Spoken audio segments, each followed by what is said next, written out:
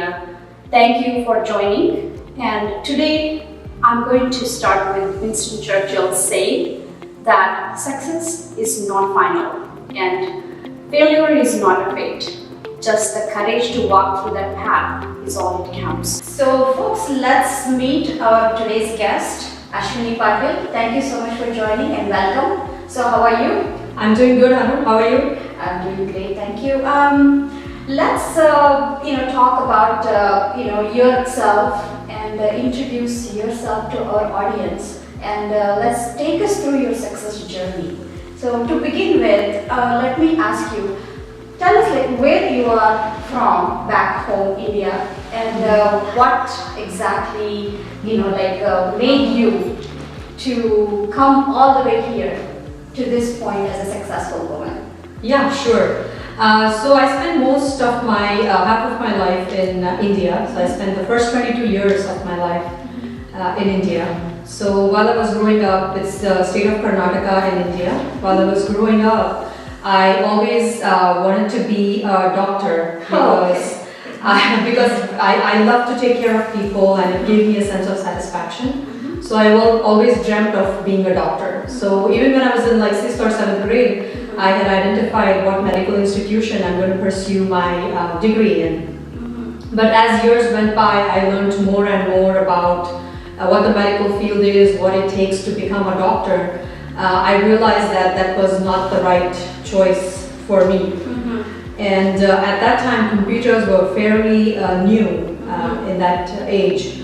So I started looking into computers, learning computers, and computers fascinated me a lot.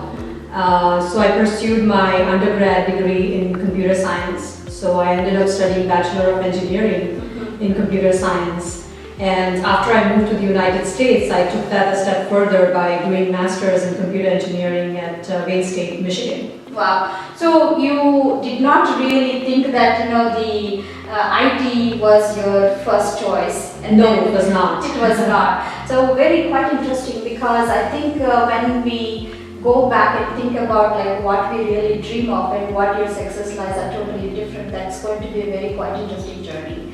So talking about IT, I know that you probably growing up, as you said, that you chose a medical and then became an engineer. So is there any other somebody that motivated you or inspired you, someone that is okay, I want to become like them, or watching or their experience in your family, someone that you can think of So there was not one specific person or incident that inspired me, but the fact that if you go back, this is 25 years ago, 30 years ago. If you go back then, girls were not as well educated. Yes. So I was one of the first ones in my family to have an engineering degree. That itself was quite a big achievement in those days. It was such an achievement in the sense that once I was done with my degree, my parents wanted me to take a break, and they were like, okay, now it's time to relax, and you've done all this hard work, now you should take a break. So after my final exams, it was, I think, at the most 2 weeks I was able to stay home.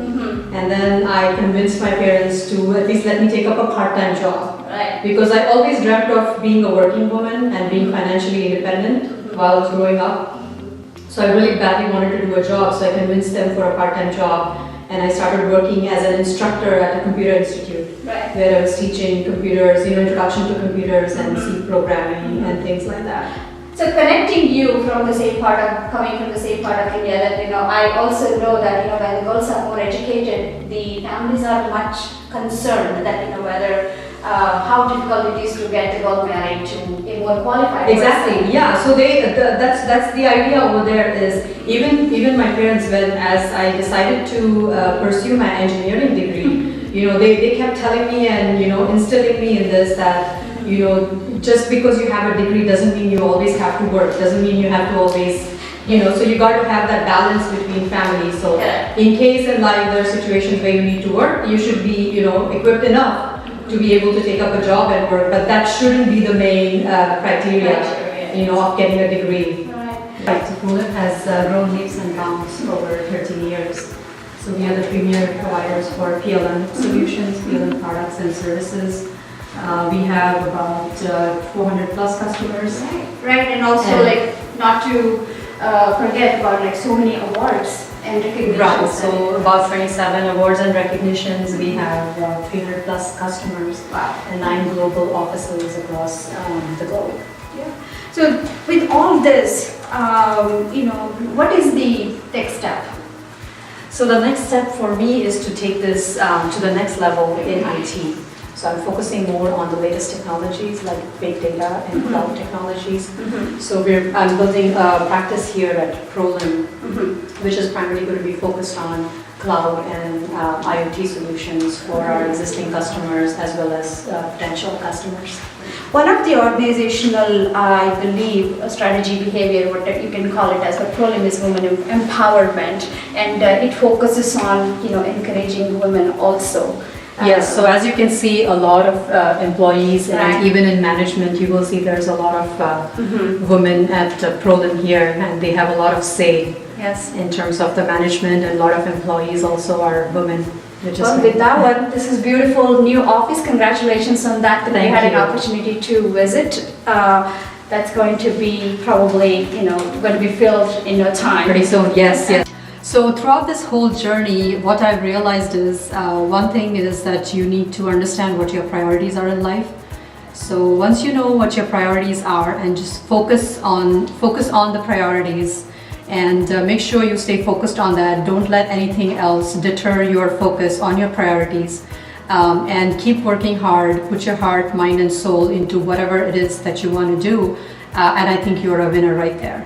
So another thing to consider is just don't be work, but also follow your passion or your hobby, whatever that might be. For me, it was dance. Since I was growing up, I always wanted to learn dance. I'm not a natural dancer, I'm not a born dancer, but I always had that thing to learn dance. So I tried a little bit of dance when I was younger, but things didn't work out. And then I got busy with my life, kids, career, business, everything. And there was no time, there was no thought of dance at all. But 6 years ago, when everything was kind of stabilizing, my kids were independent, they were grown up, I had some time for myself. That is when I picked up this passion of dance.